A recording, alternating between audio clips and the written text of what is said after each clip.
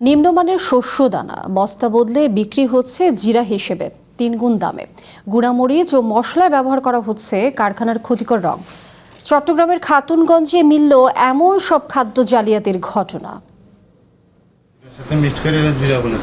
দেখতে জিরার মতো মনে হলেও এগুলো আসল জিরা নয়। মিশর থেকে আমদানি করা এসব নিম্নমানের মশলা দানা বস্তা পাল্টিয়ে কয়েক গুণ লাভে বিক্রি করা হচ্ছে আসল জিরা হিসেবেই।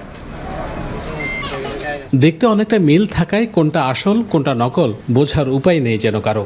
এটা ক্যারাসিড বলে, জিরা না কিনা আমরা জানি না। আমরা তো দেই জিরার মতো।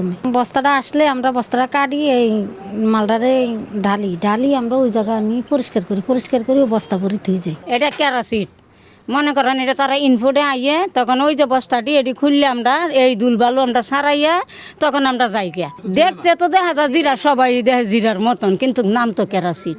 দেশের অন্যতম প্রধান পাইকারি বাজার চট্টগ্রামের খাতুনগঞ্জে মিলল এমন একটি ভেজাল মশলা তৈরির গুদাম, যেখানে ক্যারোয় সিডস নামের নিম্নমানের এক প্রকার দানা কিছু জিরার সাথে মিশিয়ে বিক্রির জন্য প্রস্তুত করা হচ্ছিল বস্তায় বস্তায়।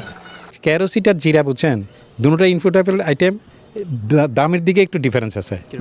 মনে করেন এখন বর্তমানে মার্কেট হোলসেল মার্কেট চলতেছে যে আপনি জিরা 500 টাকা 505 টাকা, ক্যারোসিড চলতেছে 200 টাকা 280 টাকা। আমি যে কাজটা করছি এটা অন্যায়ভাবে করছি, এটা আমি স্বীকার করছি। ভোক্তা অধিদপ্তরের অভিযানে হাতে নাতে ধরা পড়ে অভিযুক্ত ব্যবসায়ীর সব অপকর্ম।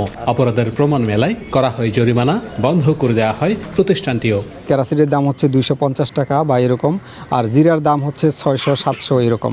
তো এই দুইটা মশলা একসাথে মিশ্রণ করে আসলে জিরা হিসেবেই বিক্রি করতেছে। আরও একটা মিশ্রণ তারা এখানে তৈরি করে শুকাতে দিয়েছে। তারা প্রথমে বলেছে যে এটা সুজির মতো দেখতে অনেকটা, এটা বলেছিল যে এটা চিংড়ির খাবার প্রথমে বলেছে, তারপরে বললো যে এটা মুরগির খাবার।